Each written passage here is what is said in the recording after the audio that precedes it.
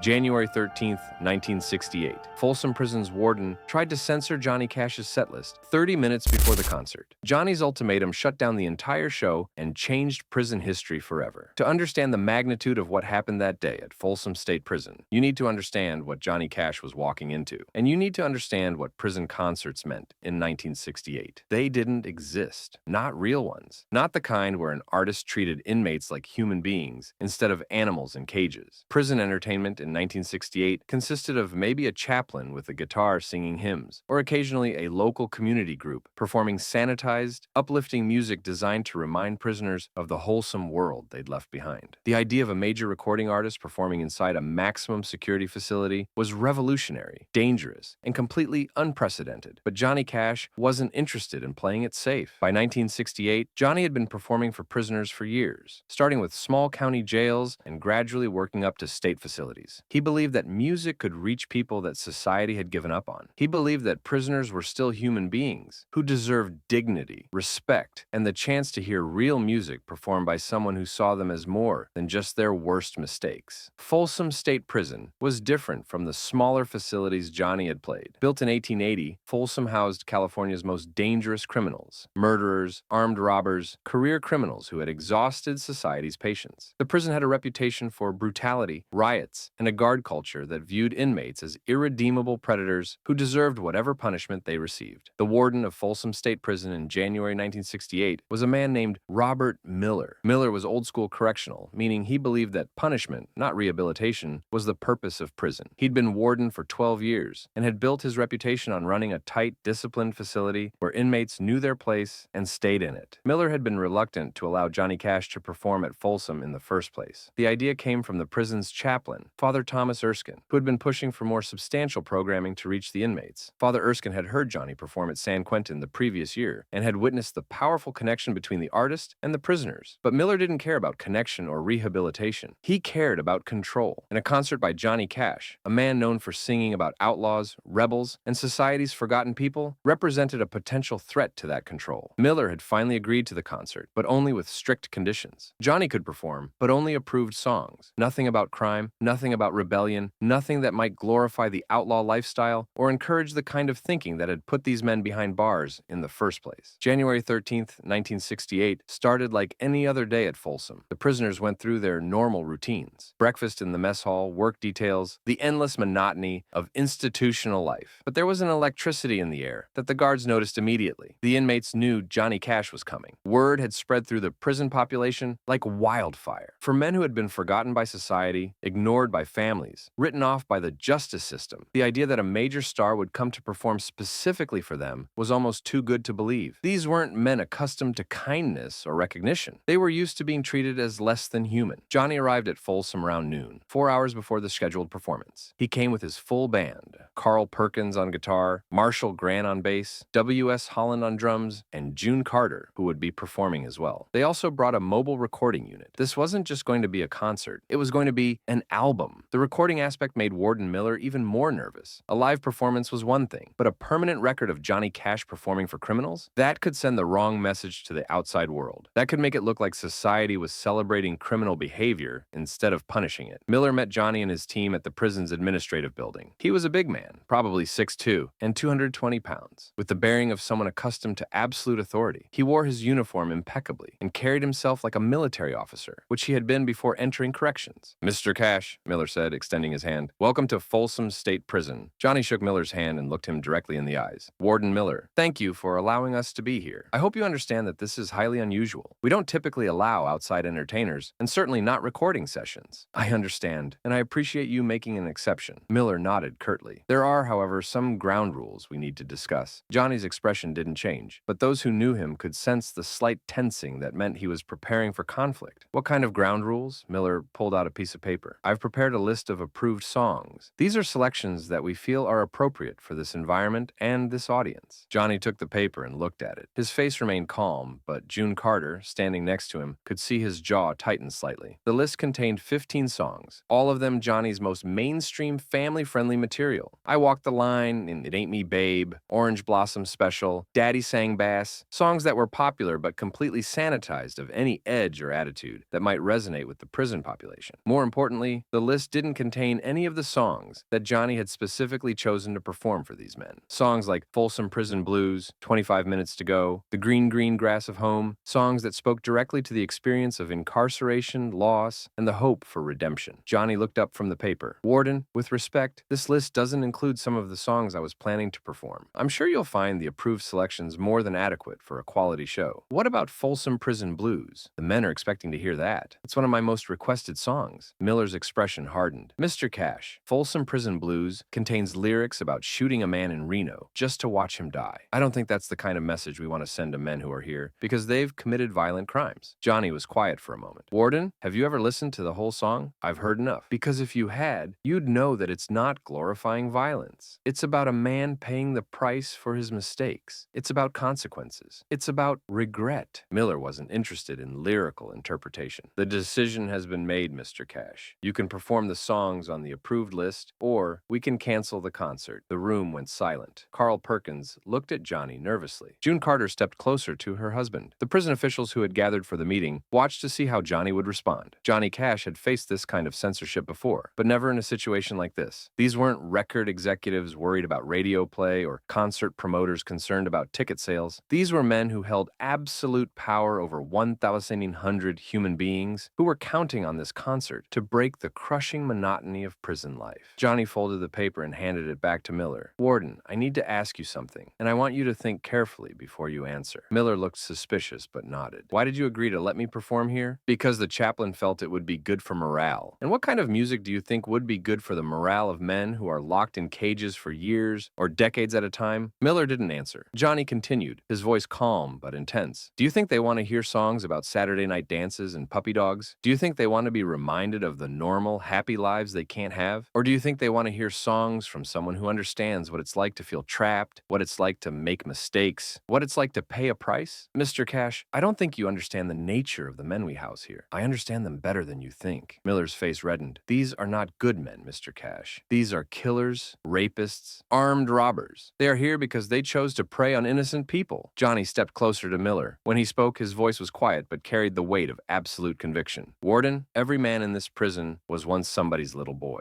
Every one of them had hopes and dreams before they made the choices that brought them here. Some of them made terrible mistakes. Some of them did horrible things, but they're still human beings. They forfeited their right to be treated as human beings when they committed their crimes. No, Johnny said firmly. They forfeited their right to freedom. They didn't forfeit their right to dignity. The tension in the room was palpable. Miller was not accustomed to being challenged, especially not in his own prison, and certainly not by an outsider who didn't understand the realities of corrections. Mr. Cash, I think you have a romanticized view of these men. You see them as misunderstood rebels. I see them as predators who would kill you for your wallet if they had the chance. Johnny smiled, but it wasn't a friendly smile. Warden, I've been performing in prisons for years. I've stood on stages in front of hundreds of men who supposedly can't be trusted. And you know what? Not one of them has ever threatened me. Not one of them has ever been anything but respectful and appreciative. That's because they were heavily guarded. No, that's because they were treated with respect. Miller was losing patience. Mr. Cash, we're not having a philosophical discussion here. You have two choices. Perform the approved songs or don't perform at all. Johnny looked at the list again, then at June, then at his band members. He could see the disappointment in their faces. They had all been looking forward to this concert, to the chance to bring real music to men who rarely experienced anything real. Warden, let me make a counter-proposal. Miller looked skeptical but gestured for Johnny to continue. Let me perform my full set list. If any of the inmates become disruptive, if there's any trouble at all, you can stop the show immediately, and I'll leave without complaint. That's not acceptable. Why not? Because prevention is better than reaction. By the time trouble starts, it might be too late to stop it. Johnny studied Miller for a long moment. You know what I think, Warden? I think you're not really worried about trouble from the inmates. I think you're worried about looking like you support criminals. Miller's face went red. That's ridiculous. Is it? Because it seems to me that if you really cared about preventing trouble, you'd want the inmates to have programming that speaks to them, that gives them something to think about besides the walls around them. Mr. Cash, you're out of line. Johnny shrugged. Maybe, but I'm also right. The standoff continued for several more minutes. Miller refused to budge on the approved set list. Johnny refused to perform a sanitized show that would insult the intelligence and experience of the inmates. Finally, Johnny made his decision. Warden Miller, I appreciate you allowing us to come here, but I can't perform a show that isn't honest. These men deserve better than that. What are you saying? I'm saying that if I can't perform the songs that are meaningful to these men, then I won't perform at all. The room erupted in shocked voices. Prison officials couldn't believe that Johnny Cash was willing to cancel a concert over a few songs. Band members looked at Johnny in disbelief. June Carter stepped forward. "Johnny, maybe we could compromise. Maybe we could perform some of the approved songs," and Johnny held up his hand to stop her. "June, these men have been forgotten by everyone. They've been written off, ignored, treated like they don't matter. I'm not going to come into their home and treat them the same way." Miller was struggling to maintain his composure. "Mr. Cash, there are 1,700 inmates who are expecting a show. Are you really going to disappoint them over your artistic pride?" Johnny's eyes flashed. "This isn't about artistic pride, Warden. This is about treating human beings with dignity. And if you can't understand the difference, then maybe this concert wasn't a good idea in the first place." Miller played his final card. "Mr. Cash, if you walk out of here, word will get around. Other wardens will hear about this. You'll never perform in another prison." Johnny smiled sadly. "Warden, if other wardens feel the same way you do, then maybe prisoners don't need concerts. Maybe they need advocates." Johnny started to walk toward the door, his band and June following reluctantly. They had come so far, invested so much in this project, and it was falling apart over censorship. As they reached the door, Miller called out, "Mr. Cash, you're making a mistake. These men aren't worth destroying your prison program over." Johnny stopped and turned back. "Warden, that's where you're wrong. These men are worth everything." Johnny Cash and his team walked out of the administrative building and toward their vehicles. They had driven hundreds of miles, brought thousands of dollars of equipment, invested weeks of preparation, all for a concert that would never happen. But as they walked across the prison yard, something unexpected occurred. Word had somehow leaked to the inmates that there was a problem with the concert. Prisoners began calling out from their cell windows, shouting Johnny's name, asking what was happening. Johnny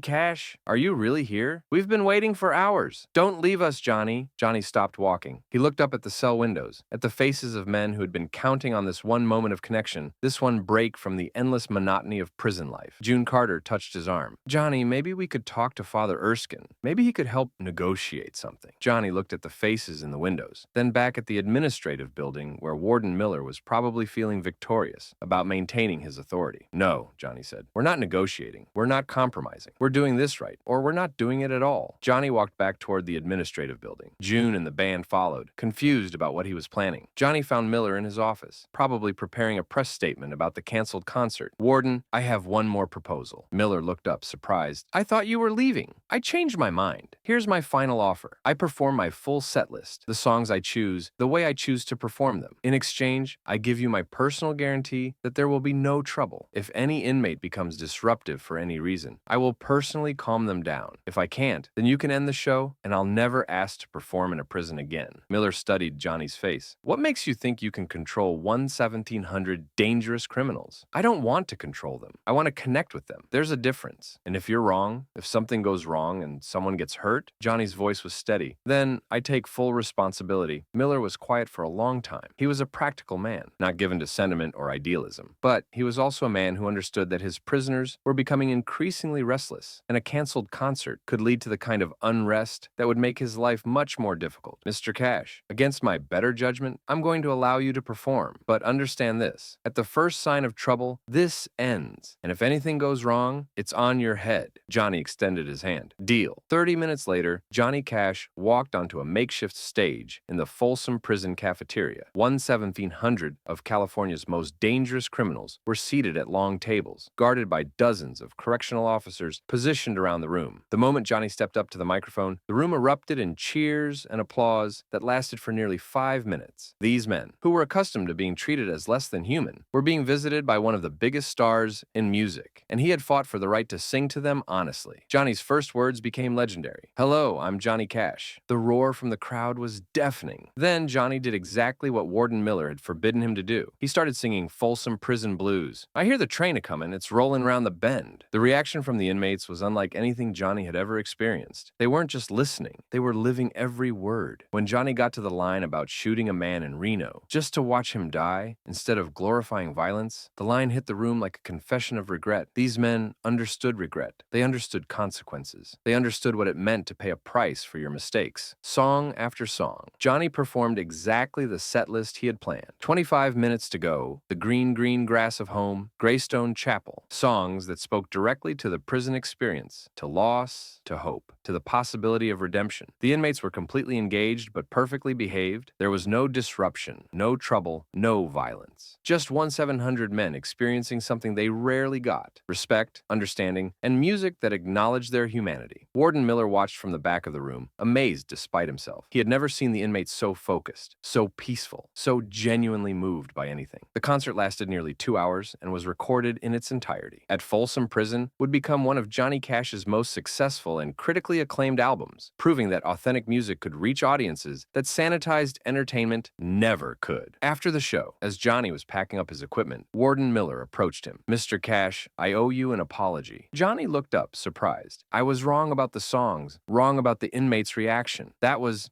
something special." Johnny finished packing his guitar. "Warden, those men don't need to be treated like animals. They need to be treated like human beings who made mistakes. I'm beginning to understand that." Miller paused, then continued. "Mr. Cash, would you consider coming back? Maybe we could set up a regular program." Johnny smiled. "Warden, I'd be honored." The Folsom Prison concert became a turning point in how society viewed both prisoners and prison programming. The album's success proved that there was a hunger for authentic art that didn't shy away from difficult truths. More importantly, Johnny's willingness to fight for his artistic integrity and the dignity of the inmates changed how other wardens approached prison entertainment. Within a year, dozens of other facilities were requesting similar concerts, and the prison reform movement had gained an unexpected advocate in the country music community. Years later, when Johnny was asked about the standoff with Warden Miller, he would say, "Sometimes you have to be willing to walk away from everything to protect what matters most." What mattered most to Johnny Cash that day wasn't his career, his recording contract, or his relationship with prison officials. What mattered most was treating forgotten men with the dignity and respect that all human beings deserve. The 30-minute standoff between Johnny Cash and Warden Miller lasted half an hour, but its effects are still being felt today every time an artist chooses authenticity over approval. Every time someone stands up for the forgotten and marginalized, every time music is used to build bridges instead of walls. Johnny Cash walked into Folsom State Prison that day as a country music star. He walked out as something more: a voice for the voiceless, an advocate for the forgotten, and proof that real art can change hearts, minds, and even institutions. Warden Miller learned that day that control and respect aren't the same thing. Johnny Cash proved that sometimes the most powerful thing you can do is refuse to compromise your principles, even when everything is on the line. The concert that almost didn't happen became one of the most important live albums in music history. But more than that, it became a testament to the power of treating people with dignity, even when society has given up on them. Johnny Cash didn't just perform at Folsom Prison that day, he fought for Folsom Prison. And in doing so, he changed not just music history, but the history of how America treats its prisoners.